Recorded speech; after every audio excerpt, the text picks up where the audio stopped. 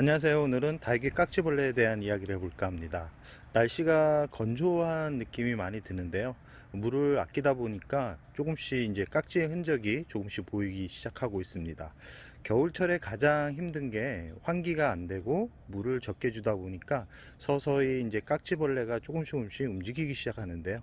날씨가 추웠을 때는 이 병해충에 걸릴 확률이 좀 적은데 이 베란다 안으로 들이면서 오전 오후 햇살이 들면서 날씨가 따뜻해지면서 조금씩 병해충이 서서히 움직이는 그런 증상들이 보이고 있습니다. 저 같은 경우는 그래서 주기적으로 이제 깍지약을 쳐주긴 하는데, 깍지약을 너무 많이 쳐주게 되면 내성이 생겨서 그 약이 잘 듣지 않습니다. 그래서 저 같은 경우는 약을 번갈아 가면서 주는데, 깍지약만 주는 게 아니라 깍지약에 영양분이 약간은 섞여 있는 혼합제를 주로 사용을 하는데요. 시중에 찾아보면 깍지벌레 약이 참 많습니다. 뭐 완전 박멸을 하려면 메모드라는 독성이 강한 약재가 있는데, 그런 약재 같은 경우는 약재상에서 구입을 해야지만 가능하고요. 온라인으로 구입을 하는 거는 친환경 약재로 독성이 강하지 않은 이런 뭐 해조류를 이용한 그런 약재들이 있습니다. 그런 약재들을 집에서 쳐줘도 큰 문제가 되지 않기 때문에 검색을 통해서 약재를 구입을 해서 조금씩 쳐주는 것도 괜찮습니다. 특히 지금처럼 이렇게 건조한 그런 계절, 물을 자주 주지 못하는 그런 계절에는 약을 한 번씩 쳐주면서 관리를 하는 게 좋다라는 말씀을 드리고 싶습니다.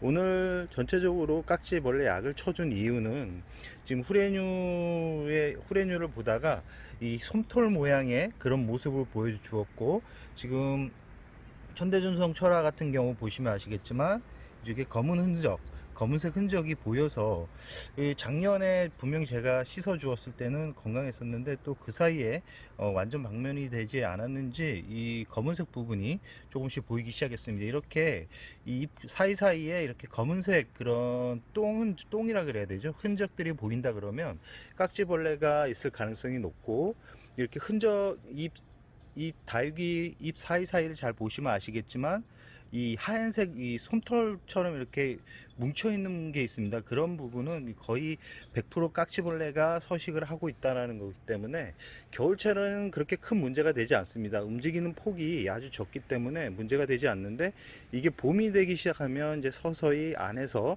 알들이 부화하면서 급속도로 퍼집니다. 그러고 이렇게 퍼진 깍지벌레 같은 경우는 이 다육이의 진액을 빨아먹기 때문에 이 다육이의 성장을 못합니다. 성장을 자주 못하게 되고, 잎의 길이가 오락가락 길었다 짧아졌다 잎이 틀어지는 그런 경우가 많이 발생할 수 있기 때문에, 이런 흔적이 있는 다육이들 같은 경우는 약을 쳐주거나 아니면 깨끗하게 흐르는 물에 깨끗하게 씻어주는 것도 한 방법이라는 말씀을 드리고 싶습니다. 저 같은 경우는 깍지가 아주 심하게 오면 화분에서 꺼내서 주로 씻어주는 방법을 많이 사용합니다. 왜냐하면 집에서는 이 약재를 사용하기가 참 애매하거든요. 왜냐하면 환기 자체가 잘 안 되기 때문에 약을 쳐준다라는 게 아무리 친환경 약재라 그래도 쳐주는 게 좀 부담스러운데, 이런 단독에 살거나 아니면 환기를 자주 시켜주는 분들 같은 경우는 친환경 약재를 사용하는 것도 괜찮다.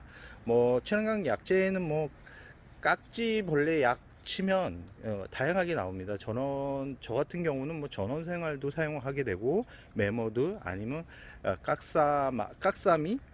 깍사마라는 그런 약재도 사용하고, 하여튼간 종합적으로 저 같은 경우는 약재를 사용하는데, 정말 깍지가 많고 깍지가 한 번에 박멸하기가 쉽지 않거든요. 총 3번에 3일 간격으로 총 3번 정도를 쳐줘야지만 깍지가 죽는데, 이런 솜털 깍지 같은 경우는 정말 잡기가 쉽지 않습니다. 이 솜털 깍지 같은 경우는 이 솜털이 안쪽으로 이렇게 감싸고 있기 때문에 약재가 침투하기 쉽지 않습니다. 그런 경우는 이 핀셋 같은 걸로 제거를 해주고 나서 깍지 약을 쳐주는 게 이 깍지를 잡을 수 있는 방법이라는 말씀을 드리고 싶고요.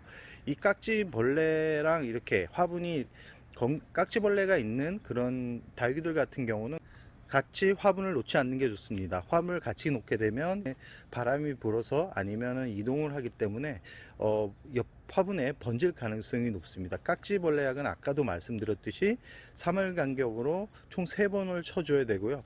이 깍지벌레가 자주 생기는 시기가 바로 이렇게 꽃이 필 때입니다. 꽃이 완전하게 피면 꽃대 아래로 이 진액이 흐르기 때문에, 이 진액 때문에 이 깍지벌레가 많이 생기기 때문에, 이 꽃이 완전하게 이렇게 피면 조금만 감상을 하고 난 다음에 다 잘라주는 게 좋습니다. 꽃대를 오랫동안 보게 되면 이 모주, 그러니까 이 본 얼굴이 힘들어하고 결국은 에너지가 꽃대에 다 가기 때문에 이 닭이한테도 좋지 않습니다.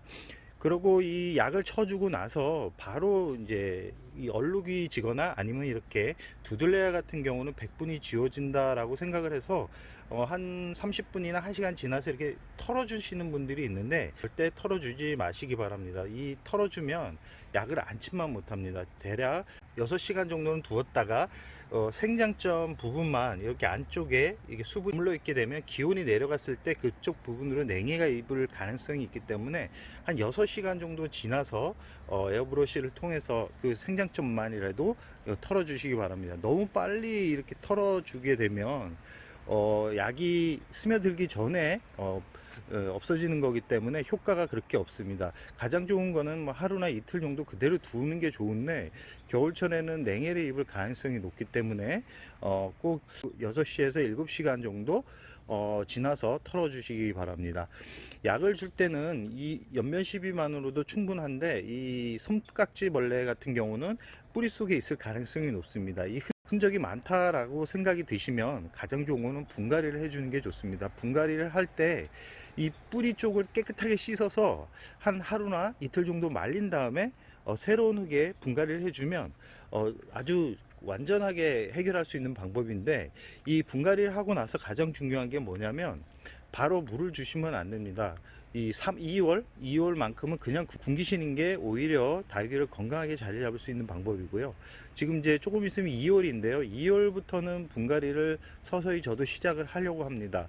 분갈이를 할 때 이 뿌리 쪽 부분을, 이 죽어 있는 뿌리 같은 경우는 완전하게 제거를 하고 난 다음에 분갈이를 해 주시는데,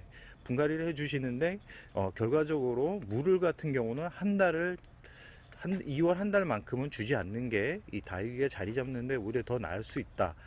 마음이 급하신 분들 같은 경우는 분갈이를 하고 뭐 일주일 만에 물을 주시는 분들이 있는데, 그 이유는 바로 이 방울복랑금처럼 하엽이 지는 모습이 보기 싫어서 그럴 수 있는데, 오히려 하엽이 지면서 새로운 잎이 나오는 게 더 좋다라는 말씀을 드리고 싶습니다. 오늘은 전체적으로 깍지벌레에 대한 이야기를 해보았는데요. 깍지벌레가 한번 발생을 하면 닭이가 예쁜 모양으로 만들어지기가 쉽지 않습니다. 그렇기 때문에 꼭 심한 깍지벌레가 심하게 왔다 그러면 흐르는 물에 깨끗하게 씻어서 분갈이 해주는 게 가장 좋고, 그게 싫은 분들 같은 경우는 깍지벌레 약을 한 번씩 쳐주면서 이렇게 관리를 하라는 말씀을 드리고 싶습니다.